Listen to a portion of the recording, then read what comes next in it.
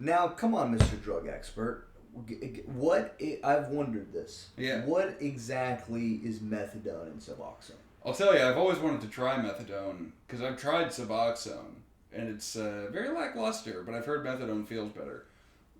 They're both what I think are called maintenance drugs. They're both basically to get off opioid withdrawals or to get off opioids in a way that's like more controlled and won't be cut with fentanyl and xylazine and all this shit. Are they opioids? They are.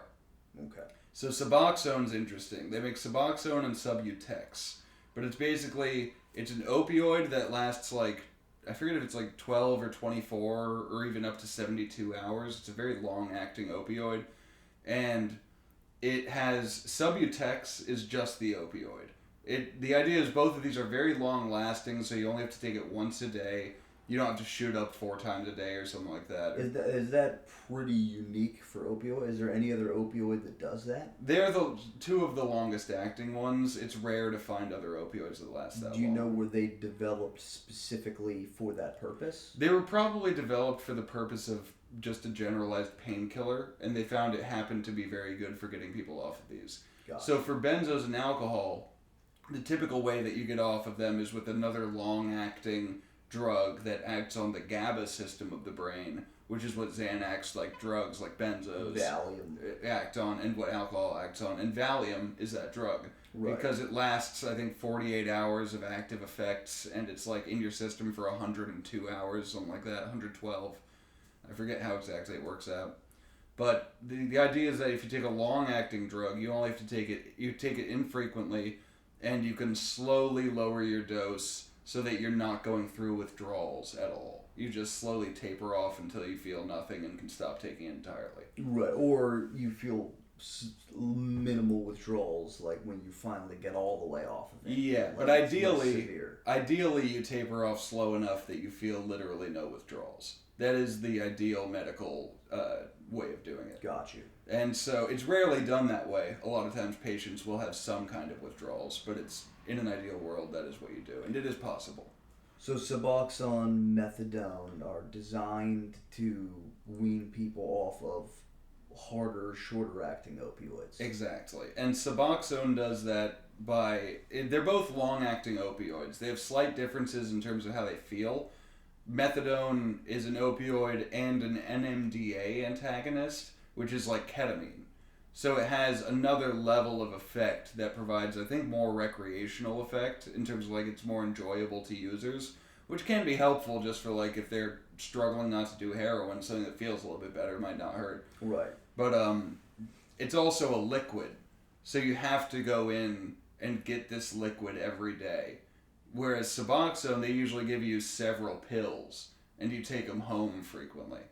And it's a common thing with Suboxone that people will take it home. And I think you can take home methadone syrup sometimes, but it's more rare. And people will often sell the Suboxone for heroin if they're not committed to rehabilitating. Sure. And Suboxone's unique too because it's the opioid drug. That's what Subutex is. It's just the drug, but Suboxone, it's the opioid plus naloxone, which is Narcan, which is the drug they use to revive people from opioid overdoses. So, when you take Suboxone, eventually if you take too much of it, the Narcan kicks in more and it prevents you from overdosing. Got you. So you cannot overdose with Suboxone alone. You can mix it with other drugs and overdose, but not from just Suboxone. Methadone you could if you took enough. Before I continue, how positive are you that this is all recording? Very positive on the recorder. Let me check the phone. I just want to make sure. Positive. Since, the last time we had some technical difficulties. We did indeed, but we are totally good. How is it? Is that that just has full charge, or you have a charger? Or? It was at 75%. Word. And I'm confident it'll last as long as we want to record. But the last point about this is an interesting thing about Suboxone is it's very much like Kratom, because it's similar to how when you take enough Suboxone, the opioid effects get higher and higher until the Narcan kicks in basically and shuts down the effects. Right. Kratom works on three separate opioid receptors, but mainly the two are the ones that are important for this are the main opioid receptor that makes you feel euphoria, and another opioid receptor, which it turns off instead of turning on, like the one that gives you euphoria. So when you take small amounts of kratom, it turns on the euphoric opioid receptor, and it makes you feel better and better. But then when you take enough of the drug, it also, the amount or the aspect of the drug that turns off the other opioid receptor overpowers the one it's turning on. Right. And so you start to lose euphoric effects because at this higher dose, there's more of the one that turns off opioid receptors than the one that turns on the opioid receptors. Now, how high are we talking here? Do you know? I've done up to 14. I've done up to about 20 grams before, taking 3 grams every 10 minutes or so.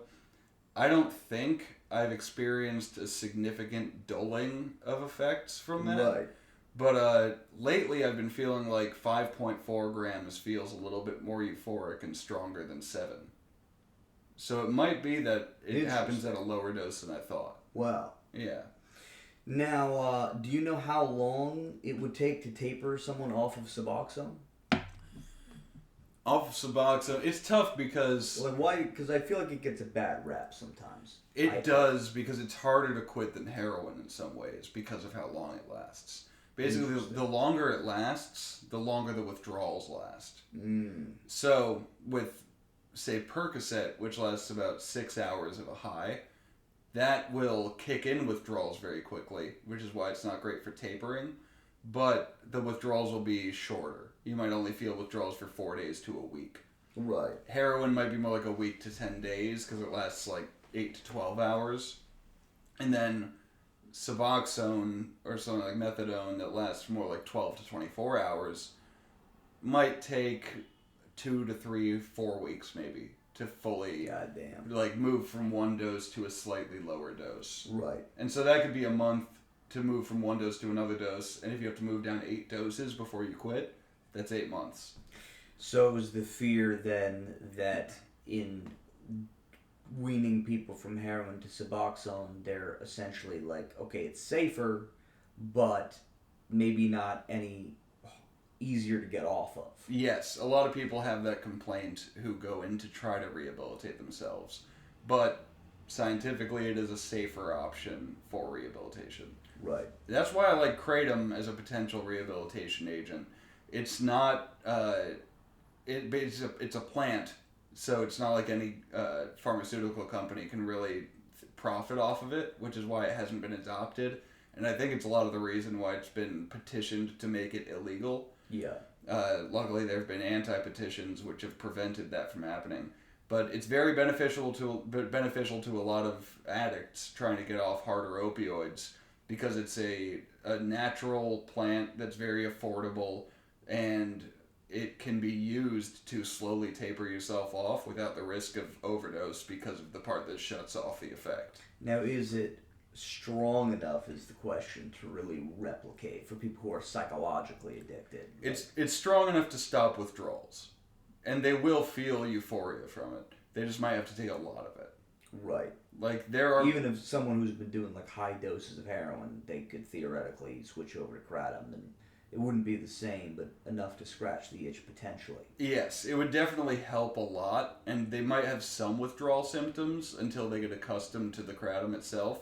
But if they take massive doses of kratom, that might be able to solve the problem. Right. And it's incredibly cheap. Yes. Even if you're taking it at high doses, it's still pretty cheap. Yeah, especially if you're making the capsules yourself and buying it by the kilo. I would imagine Suboxone might be free if you're on Medicaid or something like that. I don't know if it's free. I believe it would be. Do you know if it's free for like wealthier people? If you're on like an actual medical insurance, I'm not sure what the cost would be. What the process is. Yeah, they might be free, because I think they do, like, nicotine gum is free if you've been a smoker. Because it's a serious problem. Yeah.